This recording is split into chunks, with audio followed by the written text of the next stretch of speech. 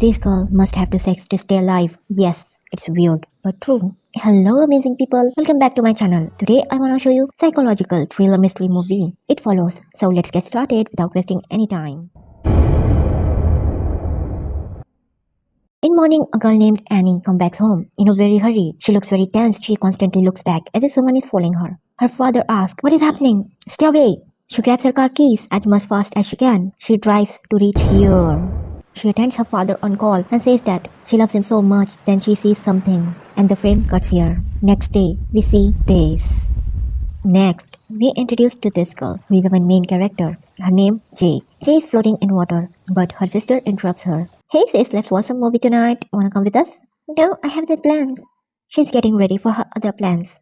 "Okay girl, so this is your other plans." Nice plans, by the way. Jay and Hugh decides to watch movie in a movie theater. I don't understand, everyone in this movie wants to watch a movie. Hugh asks Jay if she can see the woman in yellow dress sitting behind them, but Jay declines. Hugh looks little tense and immediately walks off from movie theater with Jay, looking a little saucy. "Is your ex-girlfriend in yellow dress?" "No, darling." Their date still on. They both go for dinner. Wait a minute, is there a dummy stalking them out of the window? Sus. Next day, she has some girly talk with her sister. "Tell me about your last night. Haven't you beep with him?" "Not yet. Rather, he acted so strange. I don't know what is happening." "No worries, give it another shot." Next day, Jay and Hugh go on another date night. They finally kiss. "Let's get into the car." They intimate with each other. Everything is going smooth until this happened. "Hey Jay, smell this hanky panky." Jay wakes up. She was tied on a wheelchair in abandoned area. "Oh, there is someone. Hello, can you help me?" "Sorry girl, this is the one who tied you here." "Hey, listen to me very carefully. There is someone who's following me all the time. Now it will start following you as well." "Why?" "I know this is really hard to believe." "Yes, it is. This thing can adapt to the shape of anyone, whether it's a stranger in the crowd or a loved one." She is very scared of all the things. She panics and starts to scream and calls for help. Hugh sees the thing coming near them and runs in Jay's direction to ask her if she can see it too. This time, Jay sees the naked woman crossing the tracks and asks Hugh who she is. Hugh just passed the curse on her by sleeping with her. He reveals that she can get rid of the curse by sleeping with someone else, just as he did. He also tells that if the thing succeeds in murdering her, it will come back to kill Hugh and then go after and after until it kills the first person on the curse list. But what kind of curse list? Hugh also tells Jay to never get stuck to one-way out places because obviously the thing is slow but not dumb as she. "Hey babe, where is your sister?" "She's on date with her strange boyfriend." Police arrives and begins to interrogate Jay. She tells all the happenings to the police. After that event, she was hospitalized because she's traumatized with the incident. It reveals that Hugh used a fake name and ID to run a house in town. Even after the police raid, no one could find and trace him. After a few days, Jay decides to go university. At university, Jay's listening to the lecture. As she looks outside the window, she sees this spooky, an older woman coming towards her.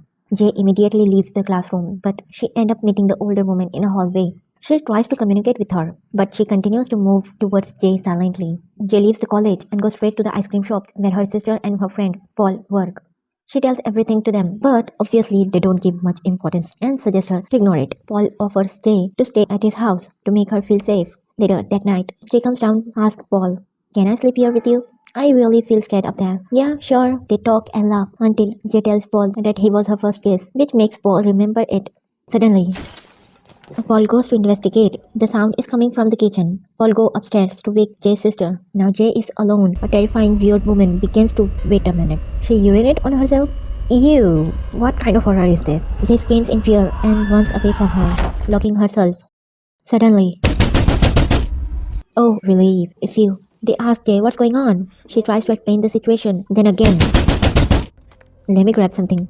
Oh, this is perfect. This time, it turns out to be Paul's friend, Yara, and a sinister man who's behind her and can only be seen by us and Jay. She jumps out of the window and flees on her bike, her sister and her friends following her. Jay asks her sister if she can see the man approaching them. She nods. However, the man turns out to be the Greg, their neighbor, who saw them worried and decided to come over to help them. Jay cries and tells her sister that she needs to see Hugh. Greg gets in his car and drives the group to Hugh's house. There, one more jump scare and Hugh's school address. They go straight to the school where they finally know the Hugh's real name and house address. This man, Jeff Redmond. Jeff tells Jay that he can see the thing. He wants to pass the curse onto someone else so he can survive. He also tells her that it will be much easier for her to do so since she is a woman. Okay, obviously Greg doesn't believe a word Jeff says and thinks the whole situation is a sick joke. They decides to go on Greg's family property, away from the city. There, he gives some lesson to Jay how to shoot a gun. After some time, Jay decides to relax with her group. Suddenly, something grabs Jay's hair and starts attacking on her. Everyone except Greg, who is peeing, is able to see how an invisible entity is attacking Jay. Paul punches the entity. Jay runs to the shed and grabs Greg's gun. She manages to shoot at the entity, but the entity rises from the ground and continues to chase her. Greg runs towards the group but doesn't get to them in time since Jay locks herself inside the shed with her friends and sister. Within a second, a piece of the door flies out in the air. Greg suddenly appears, believing it was them who destroyed the door. Greg, stop talking. Jay tries to peek through the hole to see if Greg is still alive. Before getting close enough, a creepy woman peeks out of the hole, scaring Jay. Jay flees out the back door, steals Greg's car, and tries to escape from there, but ended up having an accident.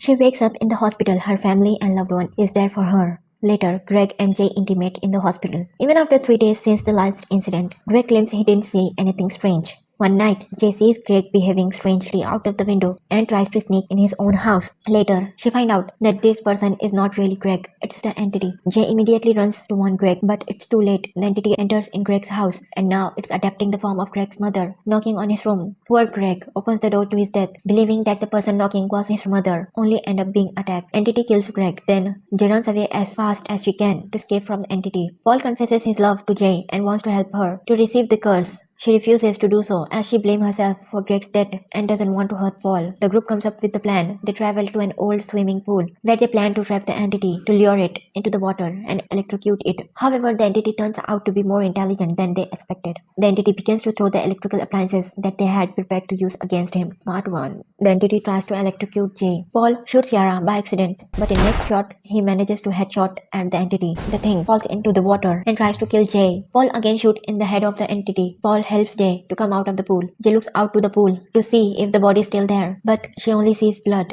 After that, Jay and Paul make love. Later, they go to the hospital to visit Yara, who luckily survived to the shot and eating sandwich. Lovebirds walk down the street hand in hand without realizing someone is walking behind them. Whether it's the entity or an ordinary man, we'll never know. So amazing people, do you like the video? If you, please like, share and subscribe to my channel. If you don't, please give me some feedback in comments so I can improve my content to entertain all of you amazing people out there. Thanks for watching, bye bye and take care, peace.